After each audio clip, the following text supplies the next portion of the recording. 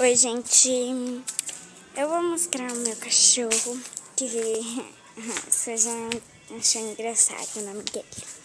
O apelido, porque o nome dele é Ted, mas ele já é acostumado como Feijão. Então, vai mostrar ele. Feijão, que ele é muito pretinho. Ele é muito negrinho, muito pretinho. Olha, ele tem uma crina, sabia? E essa é a Shakira. Shakira! Ó. E essa daqui, ó, é a Shakira. Esse daqui é o Feijão. O pé de feijão. O pé de feijão.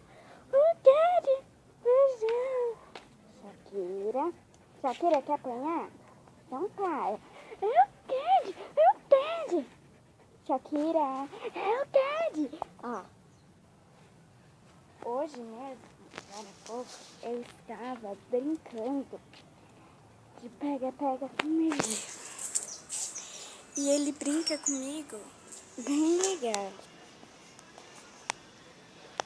E ele brinca comigo e a Shakira ficava segurando ele. Agora eles estão cansados. Eu fui fazer esse vídeo numa hora muito ruim, que eles estão cansados. Só que o Feijoito fica tentando ele assim. Opa, meu dedo apareceu.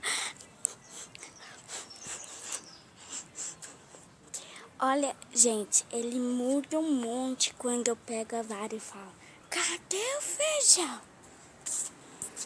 Essa é a vara, gente, que está lá do portão, né? Cadê o feijão?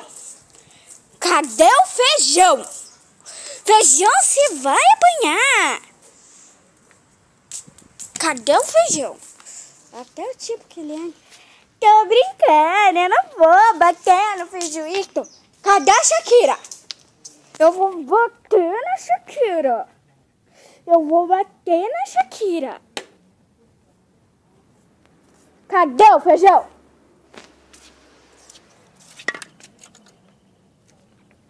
Ai, feijão, eu estou brincando. Eu não vou te bater. Eu não vou. Carinho, carinho.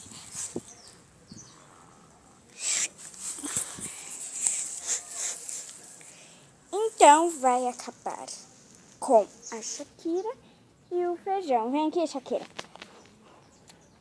Vem aqui. Vem, Shakira. Eles foram tudo abrir o portão pro meu pai e minha mãe.